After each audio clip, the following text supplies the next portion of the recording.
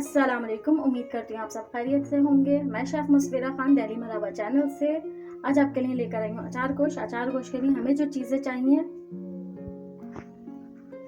1.5 kilo गोश्त, 3 अदद प्याज दरमियानी साइज की, आधा किलो टमाटर, 15 अदद हरी मिर्चें, 1 पाव दही, 2 कप ऑयल, 3 टेबल स्पून कुटी हुई मिर्चें, हाफ टेबल स्पून हल्दी, 1 टेबल स्पून धनिया, 1 टेबल स्पून पिसा हुआ गरम, हाफ कप हरा धनिया, 2 टेबल स्पून अदरक लहसुन का पेस्ट, नमक आपके हस्बे जायका, हाफ कप इमली का पल्प, इमली का गूदा, 2 टेबल स्पून पिसा हुआ धनिया, साबुत धनिया, 2 टेबल स्पून जीरा, 2 टेबल स्पून सौंफ और 2 टेबल स्पून कलौंजी। अब हम चलते हैं पकाने की तरफ। बिस्मिल्लाहिर्रहमानिर्रहीम। अब मैं ऐड कर रही हूँ इसमें ऑयल। ऑयल हल्का सा गर्म हो जाएगा, उसके बाद मैं ऐड करूँगी प्याज। तेल गर्म हो चुका है, मैं इसमें ऐड कर रही हूँ प्याज। प्याज को बस मैं पिंक करूँगी। पिंक करने के बाद फिर मैं आपको दिखाती हूँ। प्याज हमारी पिंक सी हो चुकी है। अब मैं इसमें ऐड कर रही हूँ अदरक लहसुन का पेस्ट। अदरक लहसुन का पेस्ट विथ मुझे मिक्स करना है, मुझे इसको भूनना नहीं है। अब इसी के साथ मैं ऐड कर रही हूँ गोश्त।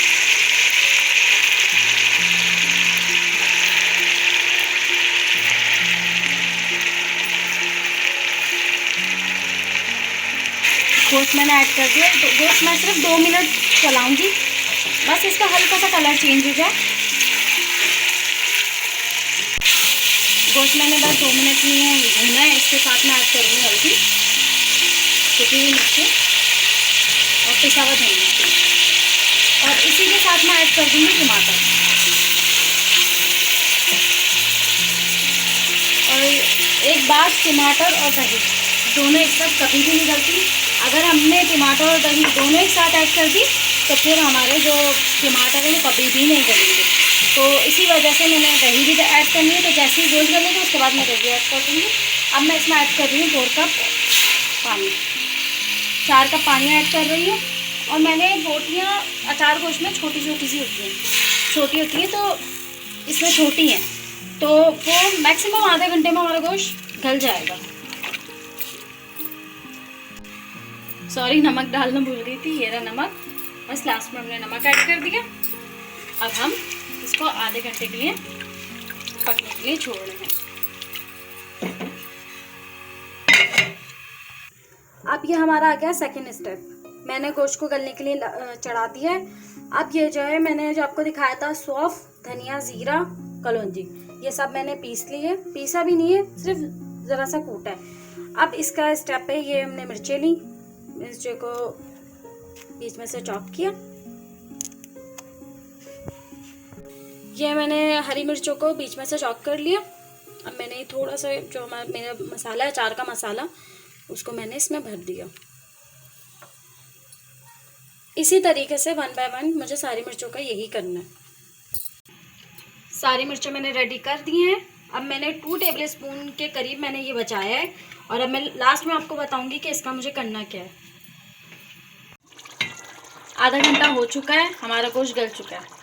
अब इसको, इसमें जो पानी है उसे मुझे भूनना है। उससे पहले मैं दही ऐड करूंगी। ये मैंने दही ऐड कर दी है। अब दही का जो पानी निकलेगा और जो मज़ीद इसमें पानी है उसको बस मैं भून लूँगी।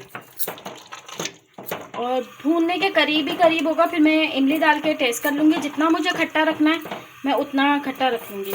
इसी के साथ मैं जो मैंने मसाला बचाया था, जो मैंने दिखाया था अचार का मसाला, वो मैं ऐड कर रही हूँ। बस इसको मैं आप भून के दिखाती हूँ आपको। ये मेरा गोश्त भून रहा है, साथ साथ ही मैं हरी मिर्च ऐड कर रही हूँ, और इसी के साथ मैं ऐड कर रही हूँ गरम मसाला। इमली का पल्प मैं लास्ट में करूँगी, जब थोड़ा सा हमारा पानी रह जाएगा, क्योंकि फिर मैं ट्राई कर लूँगी कि कितना मुझे खट्टा रखना है, उसके हिसाब से मैं इमली का पल्प ऐड करती रहूँगी। अचार गोश्त भुन चुका है। अब मैं इसमें ऐड कर रही हूँ इमली का पल्प। इसके बाद मैं आपको डिश आउट करके दिखाती हूँ। अगर आपको रेसिपी अच्छी लगी तो लाइक करें, सब्सक्राइब करें और बेल आइकन के बटन को दबाना ना भूलें, ताकि आपको लेटेस्ट वीडियो की नोटिफिकेशन मिलती रहे। अब तक के लिए अल्लाह हाफ़िज़।